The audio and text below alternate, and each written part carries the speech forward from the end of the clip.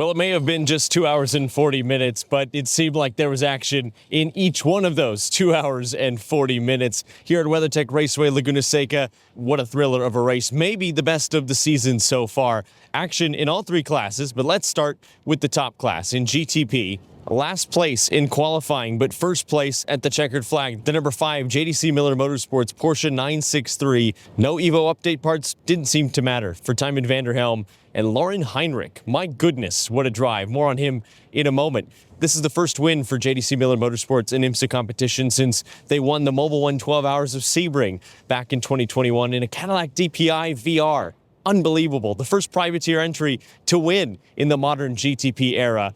And it didn't look that way right from the start. Again, they qualified 11th and last in class, and that's where they started. Tymon did a great job in his stint, showed some really strong pace as that car had all weekend long, but really, the car came alive in the hands of Lauren Heinrich. They gave him the most amount of time possible in the car, and he used every single bit of it to good effect.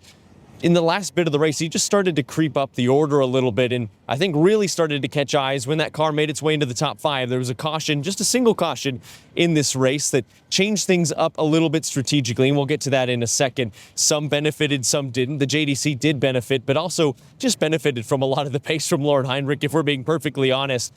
Got up into the top 5 and then made a bold and daring hip and shoulder move at turn 10, passing the number 25 Team WRT BMW with Marco Wittmann behind the wheel. I think that raised a lot of eyebrows. But the fireworks really came at the end. With Heinrich now in second, he was chasing down the number 31, Earl Bamber behind the wheel. One of the best in the business with Jack Aiken. The 31 looked strong right from the get-go. This was kind of Cadillac's race to lose. There was the number 40, Wayne Taylor Racing Cadillac, started on pole. Louis Delatraz, the car kind of faded in the end in the second stages of that race. Trouble for the 10, spent some time behind the wall early, ended up retiring later on. But the 31 was always there or thereabouts and only crossed the finish line just under a second behind the number 5 JDC Porsche. It was not for a lack of trying, certainly not for a lack of pace. Lauren Heinrich was just not to be denied today, no matter what. Finally, on the last lap, as the white flag fell, a couple corners later, Heinrich made his way around the outside of Bamber. The two were door to door, good racing, fair racing, but hard racing, and that got Heinrich to the 4, and he would stay there for the rest of the lap. Unbelievable scenes, just being down in victory lane with the team. They were elated. They couldn't believe it. Lauren let out a scream when he got out of the car. Tymon was beside himself. This is a win that feels like it's been 4 years in the making for this team and this program, finally coming to fruition. It's not always the easiest thing being a privateer team, but this is one of the beautiful things about the sport and why privateers come to play is moments like these, days like these, and I think JDC is going to be a shining example for customers and customer teams and privateer efforts in sports car racing in the top class going forward. Lauren Heinrich now undefeated at WeatherTech Raceway Laguna Seca, at least in IMSA competition. 2 straight wins in GTD Pro with AO Racing and now in another Porsche, but the big Porsche, the 963. He's someone truly special. He's kind of a true IMSA talent from the Support Series ranks to coming up through the GT program and now an opportunity in the 963s in privateer hands. He had the first couple of races in the endurance seat. I think he's going to be one to watch going forward if you weren't watching him already. This is big, too, in the context of the championship, because even though Lauren Heinrich was driving for JDC Miller here in the privateer hands in the sprint races, remember, he was in the car at the Rolex and in Sebring for Porsche Penske, which means he got points total as a driver. So in the driver standings, Lauren Heinrich, by himself, takes over control of the GTP driver standings after 4 rounds. Pretty incredible stuff. So with the 31 finishing in second, it was the 25 Team WRT BMW that finished in third. A really solid result for them. It's been kind of a quiet season for WRT, taking over that program from RLL starting at the beginning of the season, but some podium hardware to show for it. That car looked really strong in race trim, probably the strongest it's looked all weekend long. Completing the top 5 were the 2 Acura Meyershank racing cars, the ARX 06s, the 60 ahead of the 93. Both used a little bit of strategy to their advantage as well. But for the 60 car especially, a heck of a comeback drive for Tom Blomqvist, who took that car to the checkered flag. That car was in the wall at turn 3 early in the race in the opening couple of laps, dropped all the way back, lost tons of time, used the yellow to their advantage, used some good strategy to their advantage, and made their way back up. And he even finished ahead of the 93. Pretty impressive stuff. GTD Pro, again, an incredible win. An example, I think, from Ford Multimatic Racing that you may be down, but you're never out in sports car racing, even in a race as short as 2 hours and 40 minutes. The number 65 was kind of hit with a double whammy in the opening hour of the race. They were kind of tussling on track with the number 7, Porsche Penske Motorsport 963, picked up a puncture as a result, and then was assessed incident responsibility as well. So came down pit lane to get a new Michelin tire, and then came down pit lane again to serve the penalty. In most cases, day done. Not so if you're Ford Multimatic Racing. Chris Meese did a phenomenal job to finish out that stint, put the head down, did everything he needed to do, handed over a heck of a race car to Fred Verviche, who did what Fred Verviche does. And it has to be said, from the Ford Racing timing stand, a strategic masterclass. This was textbook stuff from Ford. A really, really strong effort. Again, using good fuel strategy to their advantage. It was all about timing the pit stops, and especially given the one single caution. This is a race that typically sees cautions come out in the first hour, and usually in that hour, the first 45 minutes. Not so. We saw it much later in the race when the 13 Autosport Corvette was stranded.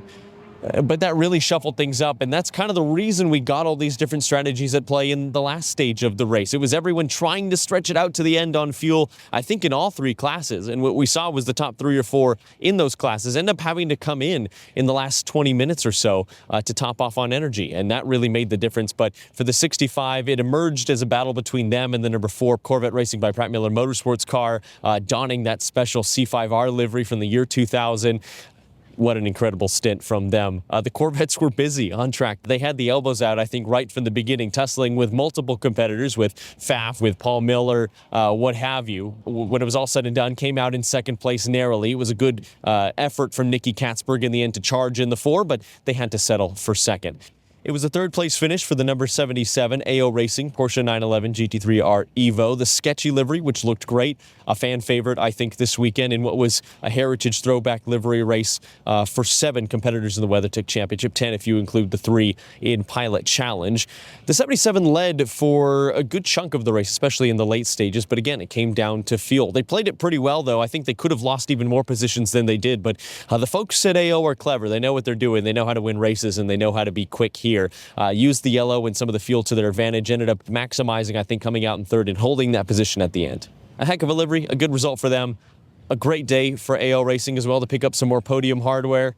And someone who looked to be on the verge of a good result came away with one. It was a top 5 finish for the number 9 Pfaff Motorsports Lamborghini Temerario GT3. A new car for this year. Hard to believe this is just their 4th race and already finishing in the top 5. They look to be on for a top 4 in Long Beach. Some unfortunate contact ending that late charge for Andrea Caldarelli. But it was an up and down day for them. But they were always kind of there or thereabouts. They had a really strong front half of the race. A little bit of a dip position-wise in the middle. But again, playing things strategically. Made their way up to the 4 in the end of the race, and that's when it mattered. I think they should be very happy with the top 5. Really, really rare that you see a brand new car with results like that and consistent pace like that. And I think that's the thing. The top 5 is not a one-off. They didn't just have a strategic blinder here. They were quick in Long Beach. They were promising in Sebring, and it finally kind of came to fruition here. I'm excited to see what they can do on the streets of Detroit. It's another bumpy street track, but they were quick in Long Beach and they were quick here. So we'll see what they can do with Detroit and Watkins after that. But either way, for the car that's still wrapped in that baby blue livery, there's a lot to smile about, and I think there's a lot more pace as they continue to learn and unlock more performance in that car. Our third class, GTD, strategy was the name of the game again. The top 3 or 4 competitors at the end of the race had to come in for fuel. We'll talk about that in a moment, especially as it relates to the number 120 Wright Motorsports Porsche. But it was Wayne Taylor Racing's day.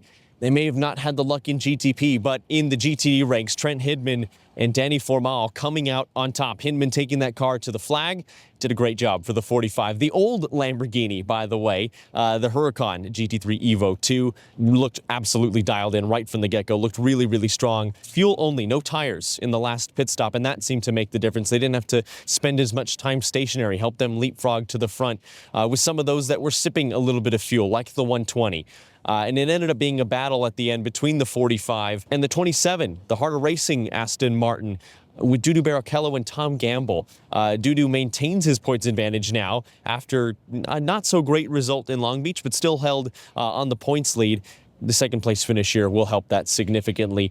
And the 120 was leading in class before having to come in the late stages of the race to retop on energy. And they finished just behind the number 70 Inception Racing Ferrari 296 GT3 Evo, taking home bronze honors as well in GTD for Brendan Arieb and Frederick Schandorf.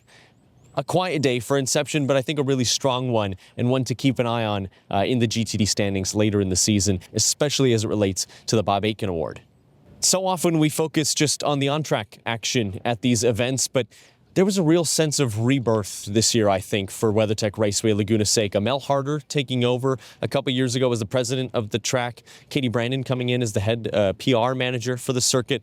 A ton of outreach and events in the community leading up and during this event. There was a fan event to kick things off before we even got on track. There was a Wags on the Runway event. There was a combination of an event between the SPCA to help get some local pets adopted, which they were, and also a chance for some of the drivers' partners to show off some local outfits as well. And that was a really fun one. There was a fireside chat with Robert Wickens, and there was just activations in the community throughout the city of Monterey and Carmel, around the circuit and at the circuit for sure. There just seemed to be a lot more buzz and energy around the city of Monterey. It seemed like there was a real effort to get the racing out and get the word out and get the community into the track, and we could see it with the crowd in attendance. It was amazing in recent memories, and I feel like a broken record because we keep saying this every weekend, which is great, but it seemed like there were more fans here at WeatherTech Raceway Laguna Seca than I had seen for IMSA previously, and that's awesome. That means the formula is working, but it seems like the new leadership is headed in the right direction. It makes me really happy. I'm a California native, and this is a track that I love dearly, and I know so many other people in California and the rest of the racing world hold this place dear, especially on a weekend when we lost Alex Zanardi, someone who has become synonymous with this place and that iconic pass in the corkscrew in 1969. It's kind of haunting, actually, to go up there and see it, knowing that Alex is no longer with us. At 59 years of age, his family shared the news that he had tragically passed, but left so many great memories and so many great impressions on the sport, in sports car racing, in open wheel racing, as a Paralympic athlete as well. He touched so many different paddocks and displayed so many different types of athleticism. He's truly going to be missed. I think there was absolutely an air of sadness and longing for Alex here this weekend, but there was also a real sense of celebration, I think. There was a huge effort from the track overnight to put up a lot of signage. They had a photo up in the media center. I know between writing stories and recording videos, we were all swapping stories for the members of the media who were lucky enough to know Alex or have met him at one point during his illustrious career. But truly, truly one of the greats, not just in this sport, in the other sports he graced as well. And I know that each and every time we come back to WeatherTech Raceway Laguna Seca, his memory will be held fondly here. So 4 rounds gone, we head next to the streets of Detroit in just a few short weeks, and then to the Salem 6 Hours of the Glen a few weeks after that in upstate New York for our next Michelin Endurance Cup round. In the interim, stay tuned to dailysportscar.com to read all of our written coverage. Of course, on our social media channels, not just Daily Sports Car, but DSC Academy as well. We had Natalie, our inaugural DSC Academy member. She was on site helping with coverage and did a heck of a job with it as well. She'll be with us more throughout the course of the year. And of course, you can stay tuned right here on YouTube. We'll have plenty more for you, and we'll see you in the next one.